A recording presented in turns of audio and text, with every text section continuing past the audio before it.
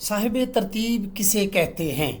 جس کی بالغ ہونے کے بعد کوئی نماز قضا نہ ہو، جس کی روزانہ ایک نماز قضا ہو، قضا نماز اگلے دن پڑھے، جو صرف فرض نماز پڑھتا ہو۔ اس کا صحیح جواب ہے بی، جس کی بالغ ہونے کے بعد کوئی نماز قضا نہ ہو۔ اگر صاحب ترتیب کی کوئی نماز قضا ہو جائے تو اسے کیا کرنا چاہیے؟ پہلے قضا نماز پڑھے، پھر وقت کی نماز پڑھے، پہلے وقت کی نماز پڑھے، قضا نماز اگلے دن پڑھے، صرف نفل پڑھے۔ اس کا صحیح جواب ہے بی، پہلے قضا نماز پڑھے پھر وقت کی نماز پڑھے۔ اگر وقت میں اتنی گنجائش نہ ہو کہ قضا اور وقتی دونوں نمازیں پڑھی جا سکے تو کیا کیا جائے؟ دونوں چھوڑ دیں، پہلے قضا نماز پڑھی جائے، صرف نفل پڑھے جائیں، وقتی نماز پڑھی جائے۔ اس کا صحیح جواب ہے وقتی نماز پڑھی جائے۔ اگلا سوال ہے، اگر کسی عورت کا دوران نماز سر سے دوپٹہ اتر جائے تو کیا کرنا ہوگا؟ دوپٹہ دوبارہ لے اور نماز جاری رکھے، نماز فوراً توڑ دے، سر ڈابنے کی ضرورت نہیں ہے، نماز مکمل کر کے دوبارہ پڑھے۔ اس کا صحیح جواب ہے بی، دوپٹہ دوبارہ لے اور نماز جاری رکھے۔ اگلا سوال ہے جی، دوران نماز عورت کے جسم کا کوئی حصہ کھل جائے تو نماز کب ٹوٹے گی؟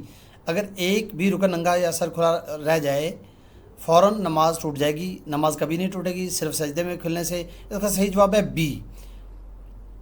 اگلا سوال ہے جی، عورتوں کا غیر محرم کے سامنے بے پردہ ہونا کیسا ہے؟ مستحب ہے، جائز ہے، صرف مکروہ ہے یا سخت گناہ ہے؟ اس کا صحیح جواب ہے سخت گناہ ہے۔ اگلا سوال ہے جی، عورتوں کو غیر محرموں کے سامنے کس چیز کا خاص خیال رکھنا چاہیے؟ پردے کا، صرف آواز کا، صرف ہاتھوں کا، صرف جوتوں کا؟ اس کا صحیح جواب ہے بی، پردے کا۔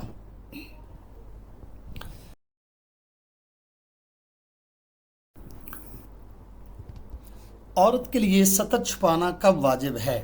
صرف فرض نماز میں، صرف مسجد میں، صرف جمعہ کے دن، ہر حال میں؟ اس کا صحیح جواب ہے سی، ہر حال میں۔ اگلا سوال ہے جی، نماز میں عورت کے سر کے بالوں کا کیا حکم ہے؟ بالوں کو چھپانا فرض ہے، بال کھلے رکھنا ضروری ہے، بالوں کا نماز سے کوئی تعلق نہیں، صرف آدھے بال چھپانا کافی ہے؟ اس کا صحیح جواب ہے بی، بالوں کا چھپانا فرض ہے۔ اگلا سوال ہے جی، عورت نماز پڑھتے وقت اپنے بال کس طرح رکھے؟ بالوں کو سمیٹ کر چھپائے، تمام بال کھلے رکھے، بال کاٹ دے، صرف سامنے کے بال چھپائے؟ اس کا صحیح جواب ہے بالوں کو سمیٹ کر چھپائے۔